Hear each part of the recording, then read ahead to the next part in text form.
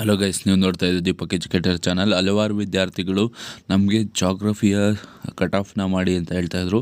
ನಾನು ಈ ಕಟ್ ಆಫ್ಗಳನ್ನ ಮಾಡ್ತಾ ಇರೋದು ನನ್ನ ಅನಾಲಿಸಿಸಿಂದ. ನಾನೇನು KSET ವರ್ಕ್ ಮಾಡ್ತಾಯಿಲ್ಲ. ಮತ್ತು ನೆಕ್ಸ್ಟು ಹೇಳೋದಾದರೆ, ನಿಮಗೆ ಇಲ್ಲಿ ನೋಡ್ಬೋದು, ನಿಮ್ಮ ಕೀ ಆನ್ಸರಲ್ಲಿ ಒಂದು ಕೂಡ ಗ್ರೇಸ್ ಮಾರ್ಕ್ಸ್ ಇಲ್ಲ.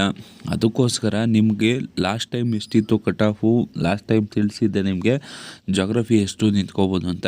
ನೋಡಿ, GM 166 ಇದೆ, ಮತ್ತು ST 150 ಇದೆ, ST 162 ಇದೆ, ಕ್ಯಾಟಗರಿ 146 ಇದೆ, ಮತ್ತು 156 2Aಗೆ, ಮತ್ತು 2Bಗೆ 142, ಮತ್ತು 3Aಗೆ 156, ಆಮೇಲೆ 3Bಗೆ 162.